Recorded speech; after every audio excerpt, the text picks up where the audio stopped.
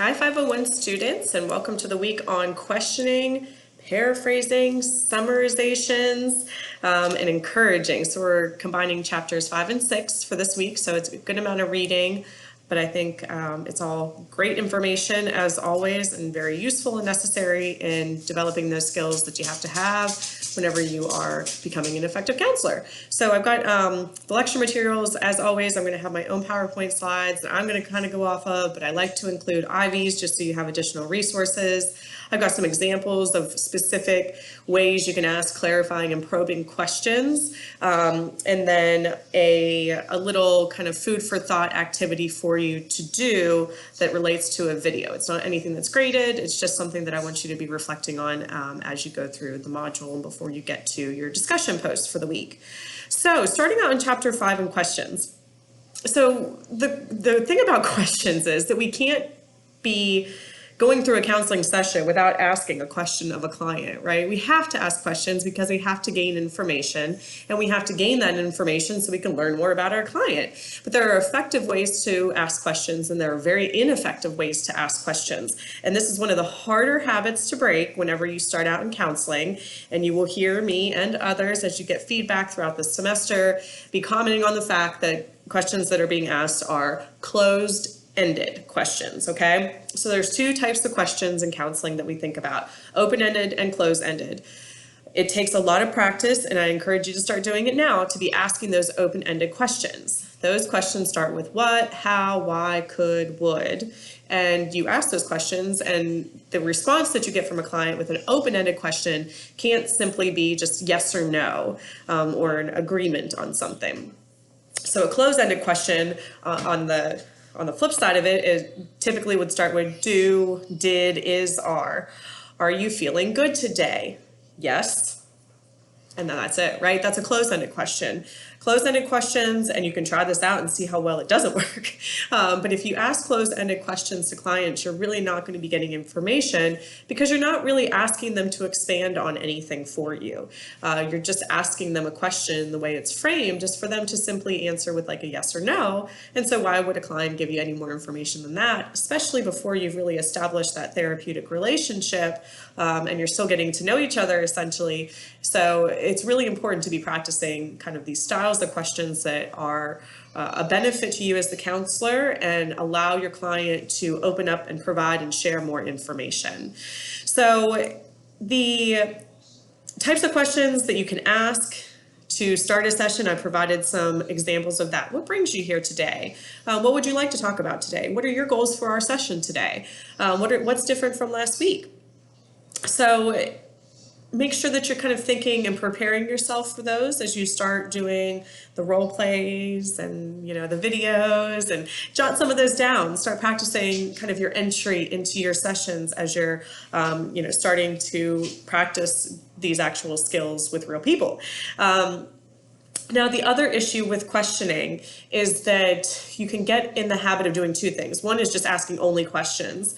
And so a good rule of thumb for new counselors, I think, is 2 questions and a paraphrase or reflection. And I'll get to what that means in a minute, but just kind of getting into that cadence of asking maybe 1 or 2 questions and then reflecting on the client's feelings or their expression of emotion, or checking in with a client after you ask 2 questions, so what I'm hearing from you is, and then you're providing a small little paraphrase of what the client said in that minute. So asking too many questions or just leading with questions the entire time can be problematic, because imagine yourself in that seat on the other side. If somebody is just question, at some point you're going to get tired of somebody asking you questions and you just want to get it over with. So at some point a counselor is probably just or a client would just kind of lock down, right? And just, the session's not going to go as well as you hope. The other issue is rapid fire questions. So not only asking a lot of questions, but doing it really, really quickly, or asking multiple questions in the same statement.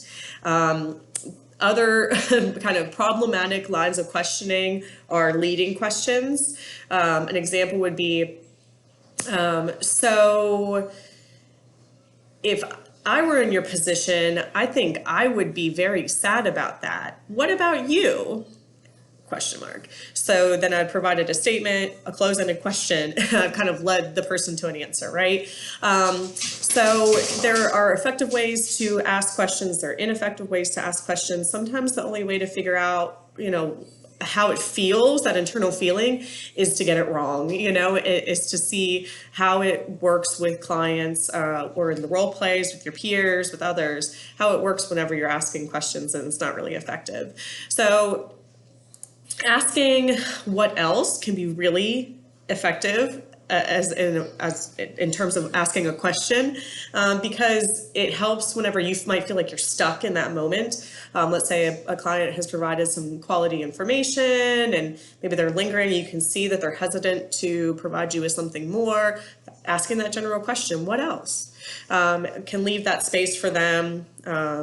Leave that moment of silence, which is really important as well, to give them that room and that space to have a moment to reflect on their thoughts and then be able to verbalize you what it is that they're thinking. So I've got other examples of questions that can be used to access client self-talk. Exception questions are great. They're something that really is integrated with solution-focused counseling, reality counseling as well. Tell me about a time when this didn't happen. What was a time in your life where you didn't feel, that moment of anxiety in that similar situation? Or tell me about a time that you handled that situation in a way that you think was better. So exceptions to the rule that somebody has created in their head. All right, so, and then moving into chapter 6 with encouraging, paraphrasing, and summarizations. So encouraging is really what we're here to do, right? So we are always encouraging our clients to share more, we're encouraging them by way of highlighting their strengths, their abilities, what they've been able to do with the skills that they have, the drive that they have, the purpose in their life, how they're progressing in counseling, or it's just the simple fact that they showed up to a counseling session can sometimes be really some forward progress for a client. So encouraging a client comes in many different ways. It can be in verbal statements. Wow, you're really doing great. I love that you've been using some of these skills in your own life, or that you've been completing your homework. But other ways to encourage come through the nonverbals, the way that we sit, the way that we are poised in front of our clients, nodding our head, using eye contact appropriately, speaking with our eyes, which is one that I think I've noticed more on camera whenever we're doing role plays on Zoom, is that you don't always see somebody's nonverbals from the neck down, and so you can learn a lot or gauge a lot from somebody's eyes and what they're telling you with their eyes. But, just kind of reaffirming to clients, I understand, I hear you, I hear what you're saying. Using the client's language can be really helpful. It shows them that, and mirroring them as well can be very helpful. So doing kind of using the same terminology, the same mannerizations that they might be using to reflect what they are providing, that information they're providing to you. If they're angry about something, if they're upset about something, if they're saddened by something, if they're using kind of trigger words, you can incorporate that in those reflections, in those paraphrases. So paraphrasing is short. Paraphrasing is when you're taking a little bit, you're using information that the client has provided to you and providing a short little snippet of what you're taking from that. If I'm hearing what you're saying, I hear that, Susan, you are upset with your son because you feel like he's not respecting your boundaries. Something very short, maybe a sentence or two. You're using, again, the client's words. You might be literally just repeating what they're saying in some cases to show that you're listening and that you're hearing them. Checking for accuracy is another form of incorporating that check for accuracy into the paraphrase. So providing a little bit of a summary of what they've just talked about, but then incorporating your own hypothesis, right?